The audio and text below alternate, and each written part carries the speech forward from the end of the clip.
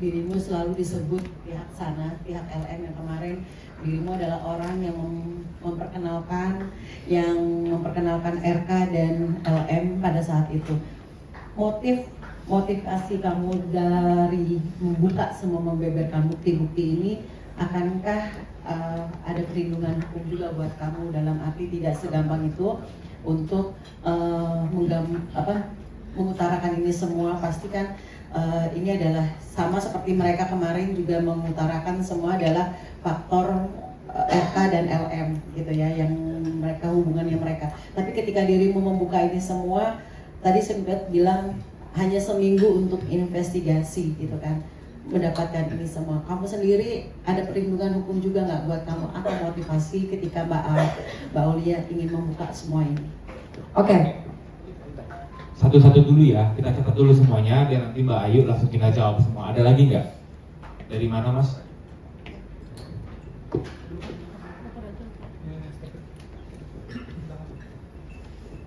Cek mic cek. Ya. Ayo, perkenalkan saya Fik dari redaksi RCTI. Terima kasih buat waktu dan kesempatan diberikan. Rasanya preskon hari ini terlalu lengkap, sungguh lengkap, banyak fakta-fakta dan bukti-bukti baru yang terdapat, rapi dan cantik. Namun yang ingin kita tanyakan di sini terkait dengan tanggapan Kak Ayu terhadap preskon LM kemarin, itu kan menyeret nama kamu sebagai orang yang akhirnya memperkenalkan, menjadi jembatan antara LM dan RK. Oke, sejauh mana akhirnya kamu mengenal RK dan akhirnya membawa LM kepada RK, memperkenalkan LM kepada RK? Yang kedua, dari kronologi dari statementnya Lisa kemarin, kuat dugaan dan akhirnya netizen juga berpendapat, menyampaikan pendapat mereka. Ini saya harus dengan berani dan mempertanyakan ini ke Kak Ayu dan mohon tanggapannya, bahwa banyak juga yang akhirnya menilai bahwa kamu sebagai mucikari daripada Lisa sendiri itu ketika kemarin memperkenalkan Lisa ke RK. Mungkin tanggapan kamu dulu nih terhadap respon dari Lisa kemarin nih, karena sudah menyeret nama kamu. Oke, tanggapan dulu aja ya, baru saya jawab ya. Tanggapan saya, menurut saya itu tidak pantas untuk dipertontonkan, karena yang menonton itu kan banyak ya, gak cuman orang besar saja, tapi anak kecil juga nonton. Apakah pantas bahasa-bahasa tersebut ada respon yang sebesar itu dan tidak diperhalus bahasanya, dan tiba-tiba merebut mic, dan juga saya rasa itu ya keterlaluan ya. Kalau bilang saya mucikari, silahkan, boleh dibuktikan, karena semua itu bukan hanya omong-omong aja, tapi dengan bukti. Jadi saya mau untuk Mbak LM yang terhormat, tanpa mengurangi rasa hormat saya, juga tanpa mengurangi rasa hormat saya kepada pihak Bapak RK dan Bu Cinta, saya mohon maaf untuk membawa namanya lagi kembali di sini ya, karena saya di sini hanya meluruskan nama saya. Saya rasa itu tidak pantas ya untuk dipertontonkan, karena harusnya yang seperti ini dia hadirkan bukti yang dimana kalau dia bilang saya tidak punya bukti itu 4 tahun lalu, saya punya. Kenapa beliau tidak punya? Itulah ya. Jadi menurut saya pentingnya dari matangnya sebuah press conference. Bahkan saya cuma dihubungi kalian 1 hari sebelum loh. Kemarin kalian minta saya untuk berbicara, tapi saya bilang boleh gak saya minta waktu besok. Tapi ini tidak matang menurut saya, belum matang. Mungkin kalau kalian memberikan saya waktu beberapa hari lagi, ini akan lebih matang.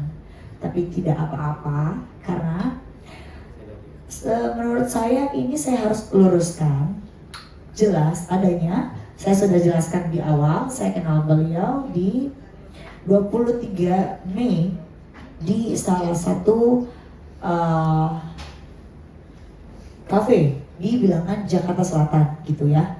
Lalu satu lagi yang perlu saya sampaikan, saya tidak pernah memperkenalkan dan beliau sendiri yang men-DM dari awal statement saya tidak pernah berubah karena saya mempunyai bukti. Jadi tolong lain kali kalau memang kau siap untuk berbicara, lampirkan bukti yang seperti saya. Itu aja. Satu lagi yang saya tidak setuju dengan BLM adalah tentang wartawan mana waktu itu yang bertanya apa motivasi Mbak LM, apakah ingin menjadi istri Syahkah atau ingin tes DNA kah atau ingin diakui kah? Tapi beliau menjawab beliau mau uang, bukan begitu? Saya sudah cek itu beribu-ribu kali. Jawab tolong media, iya atau tidak? Hah? Jawaban apa? Jawaban Lisa. Iya. Dia tidak ingin menjadi istri saya. Iya, jawabannya tidak menjadi istri saya. Terus apa? Uang. Tanggung jawaban. Uang. Biaya nafkah. Saya dengar uang soalnya. Berarti uang kan? Oke. Di sini menurut saya, ya, alangkah baiknya kita semua merangkul. Ini adalah sebuah anak kecil yang dimana dia mempunyai jejak digital ya, jejak digital di mana dia nanti punya rekan-rekan di kemudian hari. Dia juga tidak tahu bersekolah di mana. Dia juga akan menjadi bahan bulian, apalagi namanya kita sudah tahu, mukanya sudah di-spill. Apakah itu pantas untuk seorang ibu? Kalau saya, lebih baik saya menjadi tukang cuci piring saja untuk menghidupi anak saya, kalau memang tidak diakui seperti itu. Karena akan lebih terhormat seorang ibu berkorban untuk anaknya. Kaki jadi kepala, kepala jadi kaki. Itu menurut saya. Alangkah bijaksananya seorang ibu seperti itu. Itu sih, ya. Bukan karena uang semata. Terima kasih. Oke, pertanyaan pertama tadi yang diberikan oleh Mbak Eva dari Royben. Motivasi Ayu mengeluarkan ini semua dan apakah Ayu memiliki perlindungan hukum? Jelas saya manusia biasa. Saya pasti tidak punya perlindungan hukum, tidak. Saya bukan orang yang kebal hukum, tapi saya hanya memberikan kebenaran. Jikalau suatu hari nanti ada upaya hukum dari pihak LM, silahkan berikan kepada saya. Kalau memang itu tidak benar adanya, ya. Jadi di sini kenapa saya berani?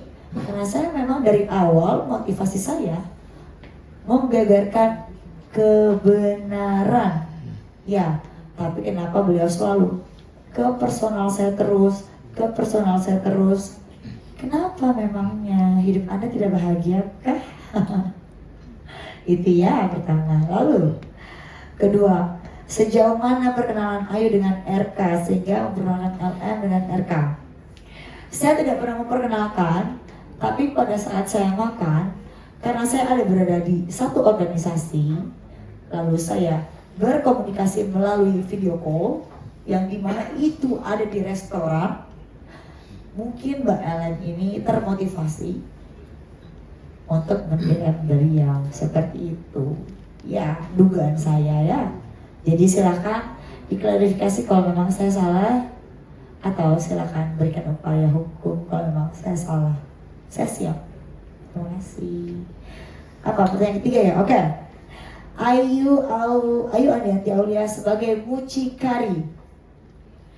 Saya sebagai Ayu Andianti Aulia dengan mengurangi rasa hormat, silahkan buktikan dan tunjukkan bukti-buktinya kalau memang saya seorang mucikari dan saya siap mendapatkan hukuman jika memang itu benar adanya. Tegas ya, jelas ya. Dan tolong Mbak LL, jika ada yang berbohong, kita sudah melakukan upaya hukum dan saya independen, saya wanita yang luar biasa, mungkin dibilang berani, untuk speak up ini saja berani. Jadi silahkan Anda lampirkan bukti-bukti. Kalau nggak ada bukti cuma ngomong doang, semua orang juga bisa. Saya juga bisa kok bilang saya kenal dengan Presiden Rusia, gimana? Ya kan? Itu aja sih menurut saya ya. Jadi di sini silakan lampirkan bukti. Lain kali kalau mau press conference silakan dengan data dan bukti yang jelas dan tanggal yang jelas. Terima kasih.